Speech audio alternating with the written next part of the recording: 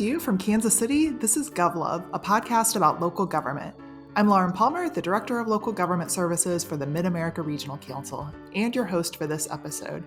GovLove is produced by ELGL, the Engaging Local Government Leaders Network. You can support ELGL by becoming a member and participating in events like the October Supper Club series. Backed by popular demand, supper clubs foster conversation and community between local government leaders like you. This year's Supper Club will take place between October 23rd and 27th. Check out elgl.org for more information. Today I'm visiting with Parth Shah, the CEO of Polimorphic, and Scott Attaway, the City Manager of Lowell, North Carolina. We are talking about the use of AI and constituent-facing portals to streamline government processes, gain efficiencies, and improve the customer experience. Parth and Scott, welcome to GovLove. Thanks, Lauren. Thank you for having me. Well, you're welcome. We're thrilled to have you on the pod. Before we start our interview, we want to kick things off with a lightning round to get to know each of you a little bit better. So Parth, I'm going to start with you. What song would you pick for your walk-up music? Oh, this is a good one. I feel like I would have to go with Where the Streets Have No Name by U2 just for that guitar solo in the beginning. Oh, I love that song. I love it more for the lyrics than the guitar solo, so you're kind of making me appreciate that guitar solo more. It's like that's like a long intro with that guitar solo. So you want like this long, slow like a intro slow where walk you're just up, like moseying your way up to the stage. Exactly. Really, Okay. really milking Good the for walk you. up. Yeah. Okay. Own that. Scott, what about you? What's your walk up music? So I'll go a little bit more fast paced than Parth, I think, and say Scenario by Tribe Called Quest. I don't know this song.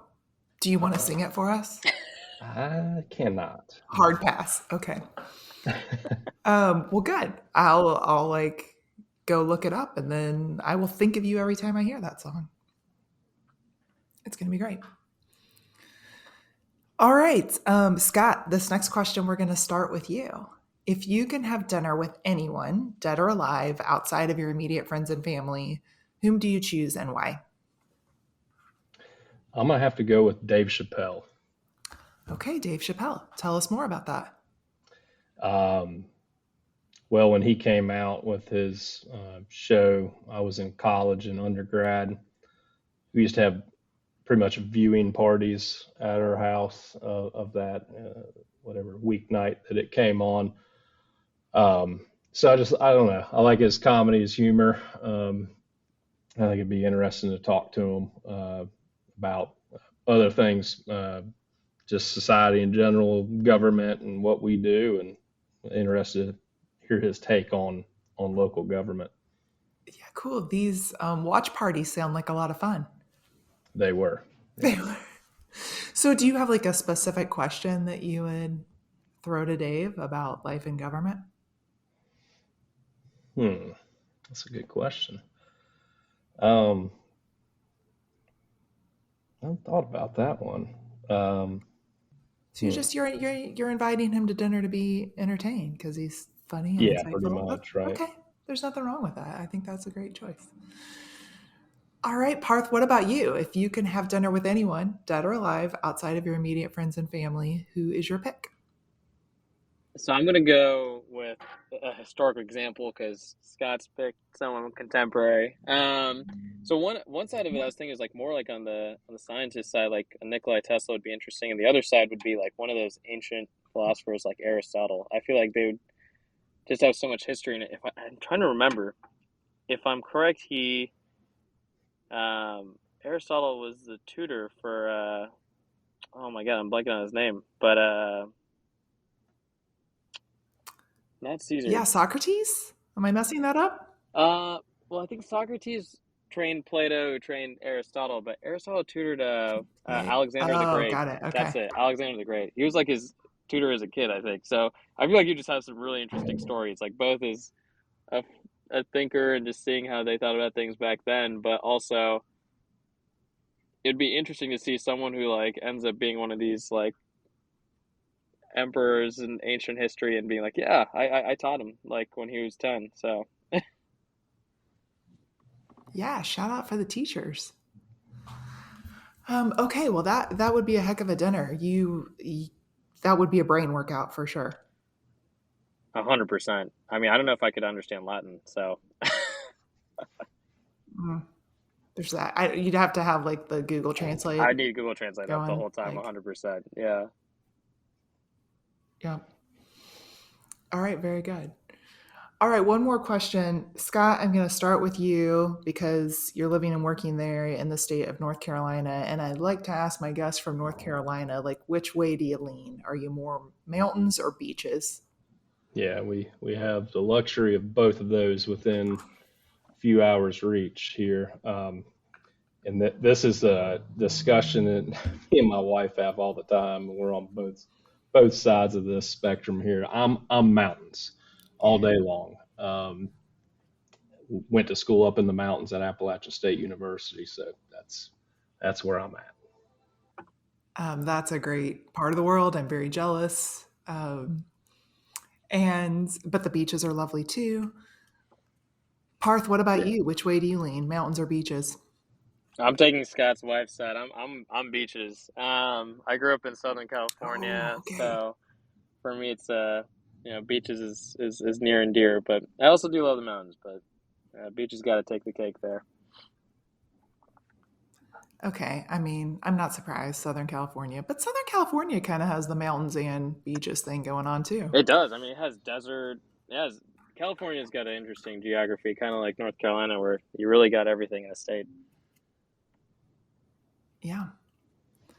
None of it tops the beautiful Missouri River. Shout out Kansas City. You're all welcome to visit anytime.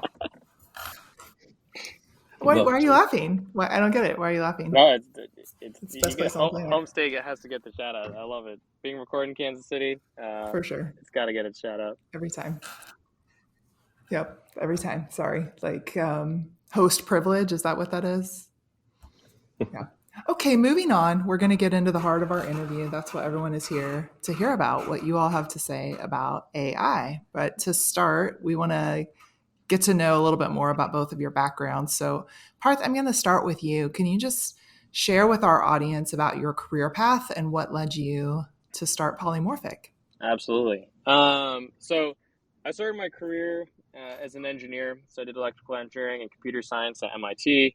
I then ran the machine intelligence community at MIT for a bit, which focused on artificial intelligence and machine learning, and also spent some time at NVIDIA doing deep learning. So very different world, and it's really exciting to see AI intersect with local government now, given that it kind of ties two backgrounds of mine. After that, I spent some time at a small company that was working in the smart city space. And what really brought me to government is a little bit of my family background.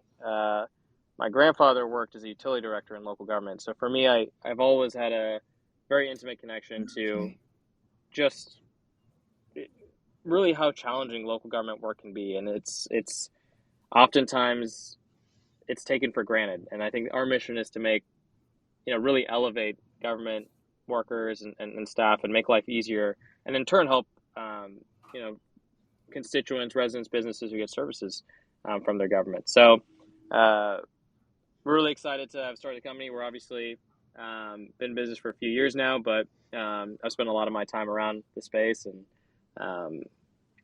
we're excited to have folks like Scott who really champion our mission. So I'll turn it over to Scott.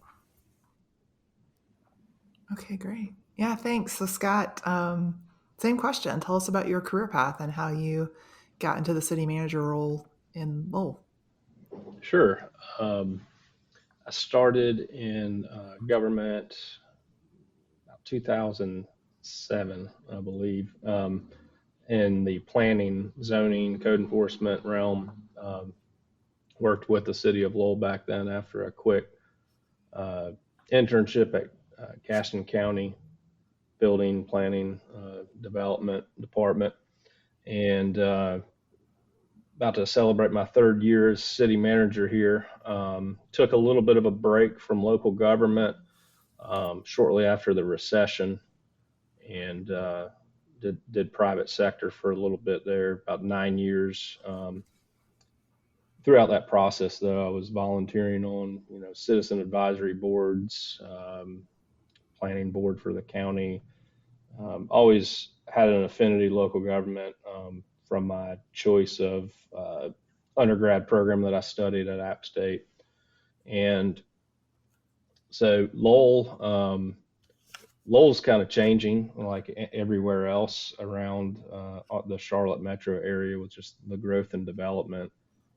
We're a small town, relatively. We're about 3,700 in population. Have most of the normal city departments that you see around North Carolina, like water and sewer, stormwater, police, general government services, parks and rec, things like that. We're about 10 miles from the Charlotte airport, so you can pretty much get to the Charlotte airport quicker from Lowell than you can from most places of Charlotte itself, I'd say. I would say a little fun fact about Lowell: we used to be called Wright Station.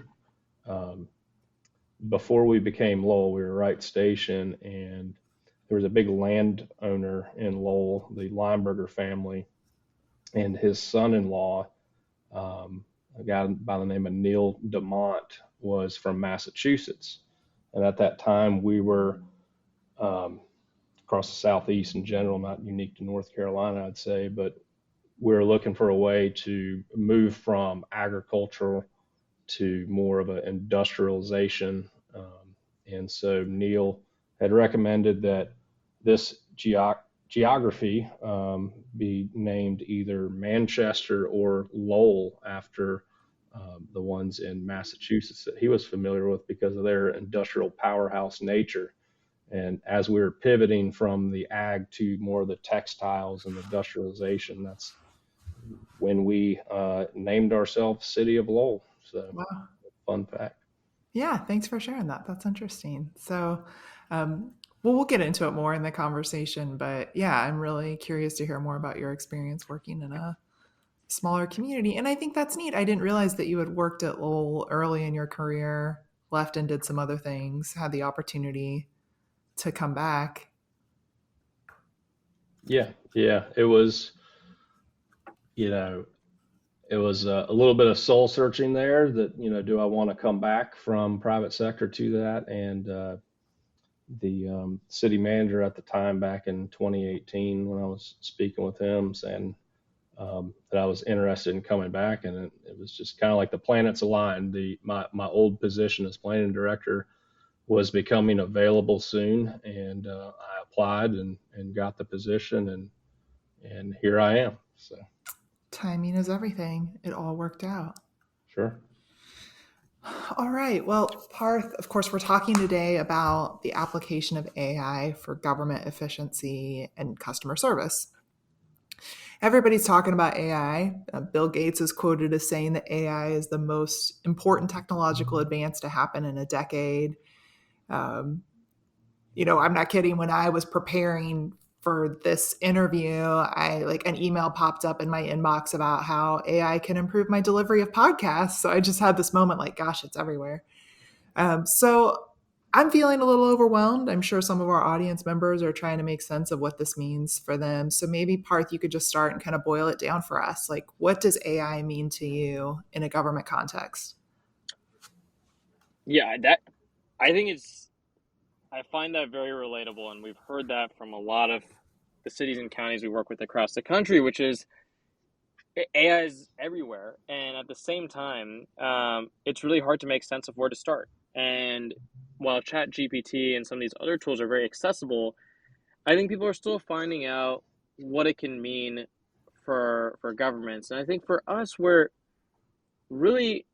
been trying to push, and I know there's some fear around, what will AI mean for how people's work could change. And I understand that change can be tricky.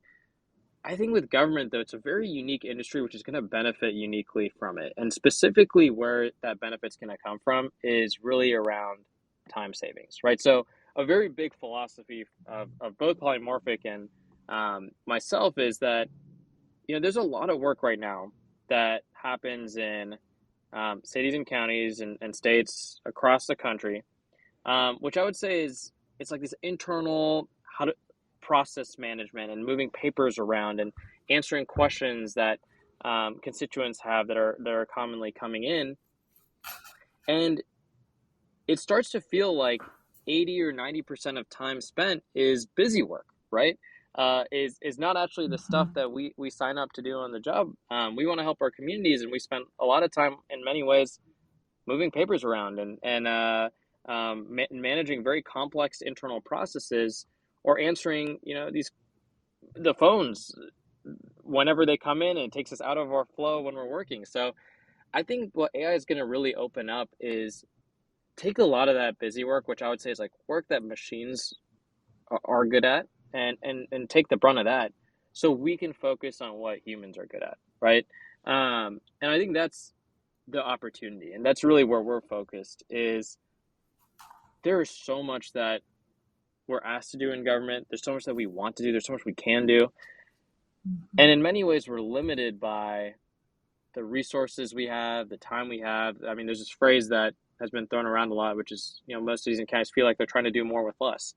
And I think AI is going to really, in many ways, act as kind of a power up for everyone, where staff feels like I'm getting around to more stuff and I'm actually spending less time, right? It's going to be great for retention and attracting folks to work in government, because there's some really compelling things and people really want that mission driven piece, but the work's been hard. And it feels like a lot of the time could be spent on things that people would rather spending, work in local government on. So that's really the opportunity to me. And I'm really excited to see where that goes. We're obviously pushing the envelope in interesting ways, and Scott and Lowell is doing a really amazing job. I would say I understand that change can be scary, and there's some skepticism, but in terms of industries that have an opportunity to really get a lot out of it, government's got to be at the top of the list. It's just going to be an absolute game changer for the quality of life, quality of work, quality of services provided by government. So really the way I see it is it's a power up, right? It's going to be an augmentation for what we're able to do. Mm-hmm. Great. Well, of course, Scott, it's great that you're part of this conversation, because you're going to help us kind of see the practical application of this. What are some of the challenges that you were facing in Lowell that prompted you to start looking for these technology solutions? Sure. Yeah. The big part of it, the initial search for a provider for this was just data management of, customer service inquiries. Before, a lot of our processes were paper based, or like Parth was mentioning, my staff is pretty much busy enough, and to add another process where we're trying to track and document any interaction with the citizens, it's pretty unreasonable, I think, to put something else on them. And this is a way to do that through software and automate that process. The big thing is just simplification of processes.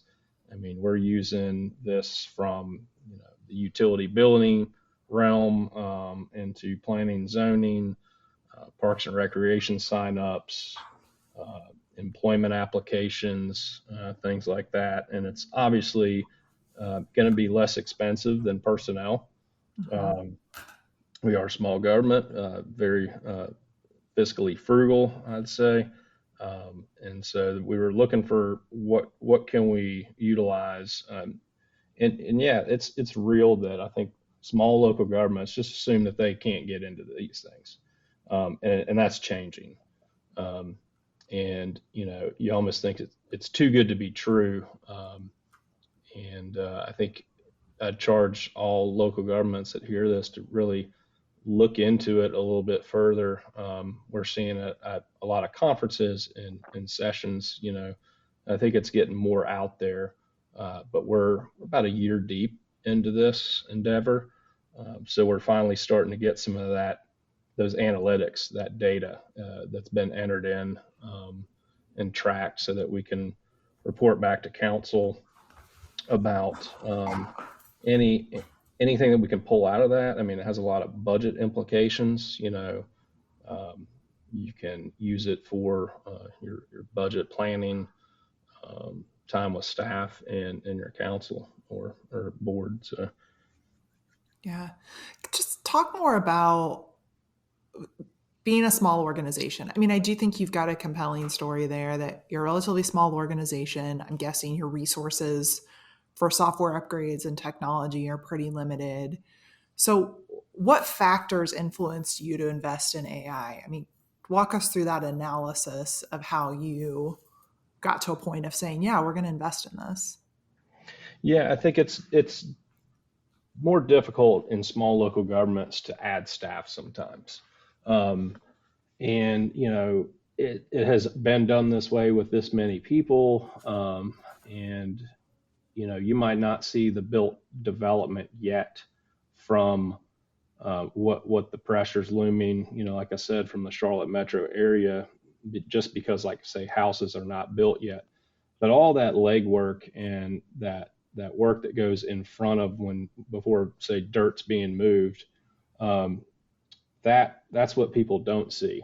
And so I think by utilizing efficient processes with AI related softwares, it allows the manager and the department heads to facilitate all that extra workload without the big ask of adding personnel. Mm-hmm. So that's something I think from a local, small local government perspective that you need to really consider. And I know that's what we did. Okay, but there's a flip side to that. Like in conversations about I often hear this anxiety from staff or about staff, like this technology is going to take over our jobs. We're never going to be able to add more people to the team. I mean, how do you respond to those fears? I don't know if those came up on your team or not, but how do you respond to that? Yeah, quite the opposite. My team welcomed this with open arms. Oh, okay, Um, great. and again, because we're building the organization more and more to keep up with higher service demand from a higher population. We've got about 1,600 housing units, and um, we're slated to have about 750 more housing units built in the next couple of years. They're already approved through the zoning pipeline and all that. So I think my staff is a little unique that, we're looking for assistance any way we can get it. And um, and I think we've drilled in them that efficiency is better than just adding, say, bodies. Um, because, like Parth was mentioning, I mean, use the human, resource for what this cannot do. And that's the big thing. That's how we looked at it, was how can we use this for processes that, again, are, say, paper based or non-existent, and house all that data somewhere that we can go back to it and pull historical records um, in a better fashion, so that we can kind of chart the future of growth and development a lot better. Yeah, that's great. So maybe you're like dispelling a misconception here. I think that's helpful for listeners that if you're hesitant because you fear anxiety from your staff, like maybe they will embrace it more than people expect. Yeah, and again, I'm looking through the lens of a small local government.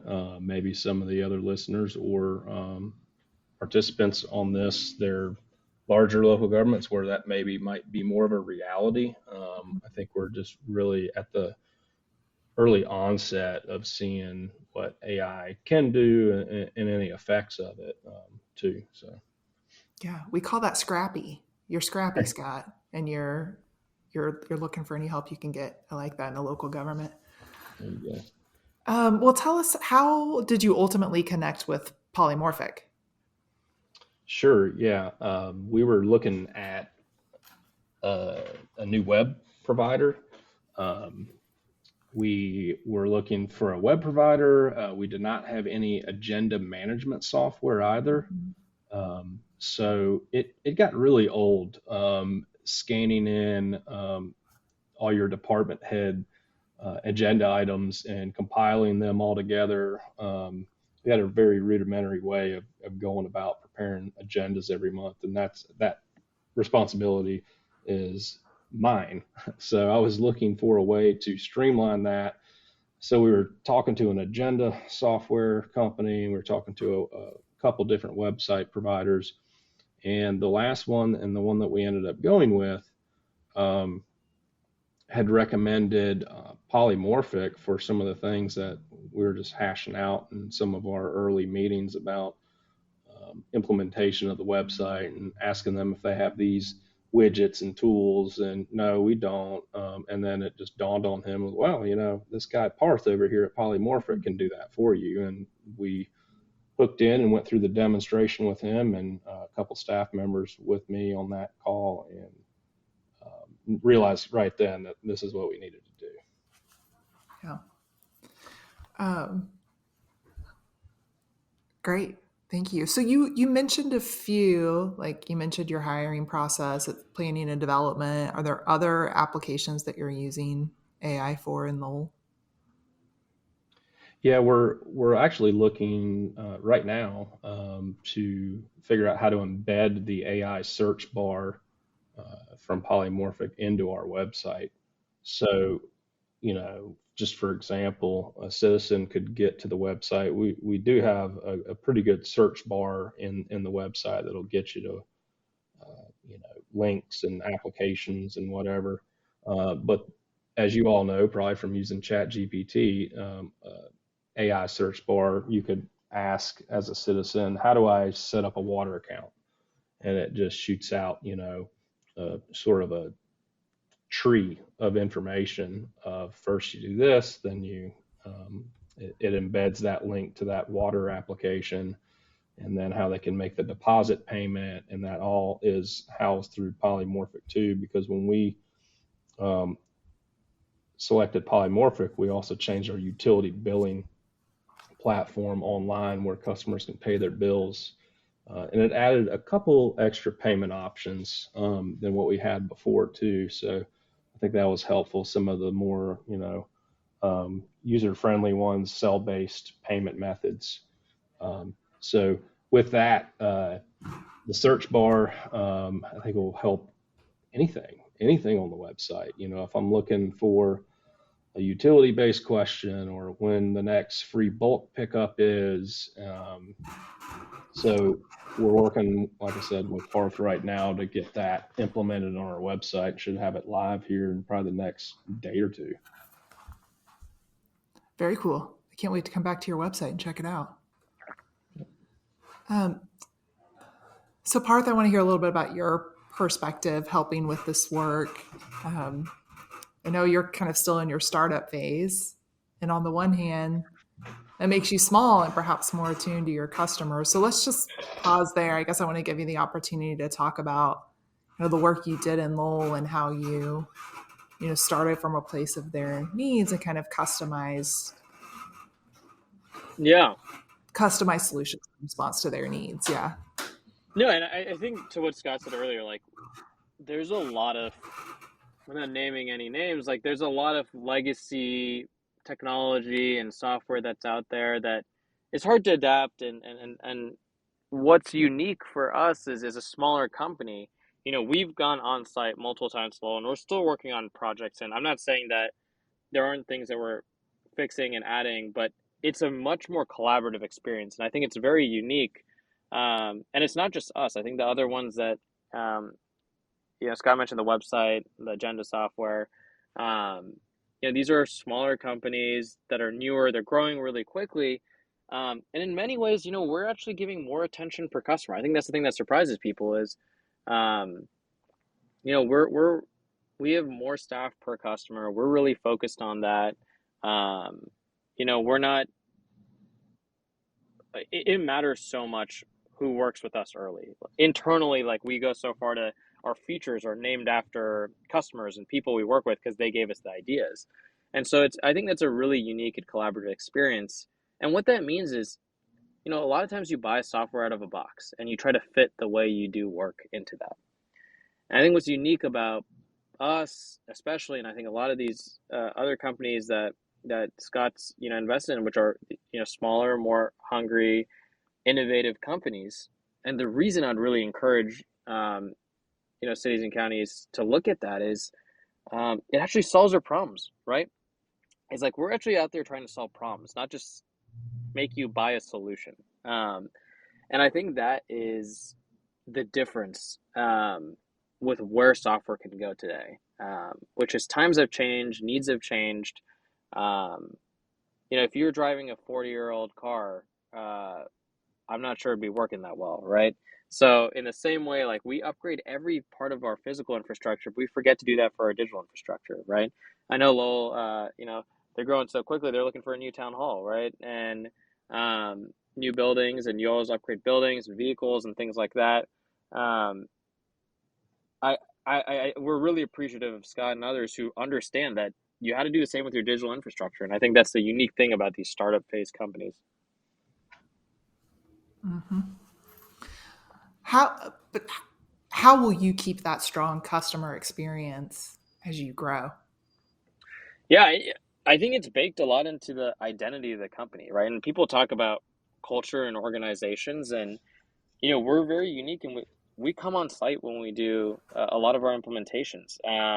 We respond very quickly over email. Almost everyone has our direct lines. One really interesting thing we do is we have even our engineers.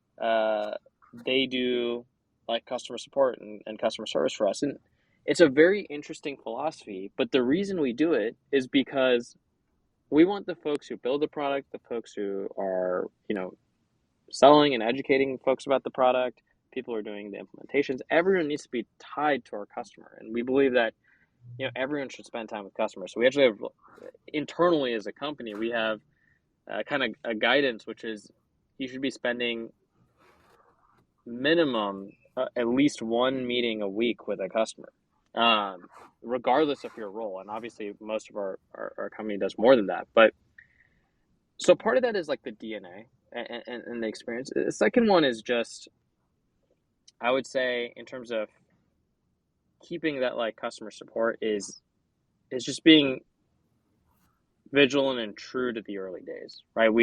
Amazon talks about it's always day one. Like we talk about, it doesn't matter how much you grow. Like we're out here to solve problems. We're here to help governments help people, right? And that is something we say every week. We have a weekly meeting. That's how we finish our weekly meeting, right? So it takes a lot of discipline too. It's very easy to stray, and if you're not very focused on those principles, the culture, what it takes to really provide this incredible experience, what the Apples and the Teslas of the world are doing, we want to do that for government. And so that starts with the culture all the way through. Got it.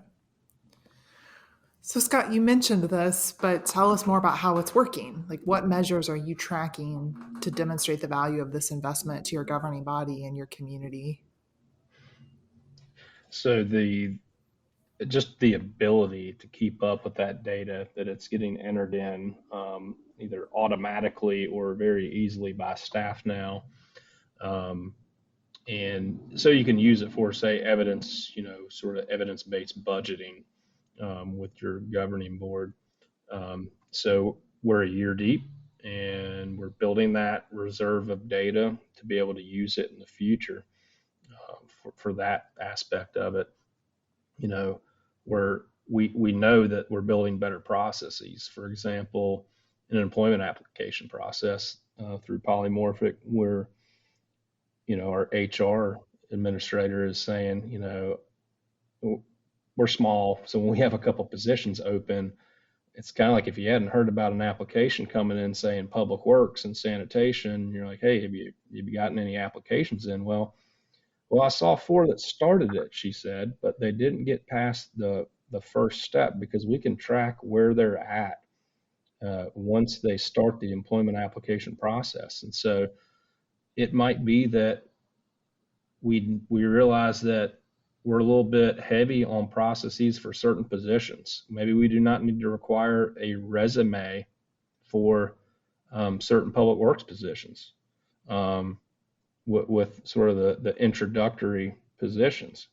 It's more manual labor, and an application, employment application, and an interview process might suffice. But if we can't see that they keep getting hung up right there at the resume step and then they just vanish, well, then we wouldn't know where the problem is, why we're not getting applications coming in. So that's something here in the last few months that we realize, and we're working to figure out the best way to navigate that and maybe remove some of those processes for certain positions. The other ways, I guess, that we're tracking this is just the way that it works too. We haven't really touched on this. Is that every time, say, a citizen from 101 Main Street calls, or emails, or makes any communication to the city, that's logged in there. And then if neighbors in that same general area are calling for similar issues, we can kind of identify, sort of a hot spot that needs to be focused on, whether it be in the next police neighborhood watch meeting in that region, and focus specifically on that. So giving that data to the police department and saying, hey, instead of what you were thinking you were going to talk about at that next meeting in geography section 2, we need to talk about this apparently, because they might not call the police department. I mean, this is the first year, this budget year we're in right now, that we actually have had an administrative assistant in the police department. So we didn't have people logging calls as like an 8 to 5 desk job. You've got patrolmen, sergeants, captains, chief, and so forth out there, but a lot of them times they're on the road. They're responding. They're at the jail. So this helps add a little bit of redundancy to make sure that we can get that information and pass it along to the appropriate department.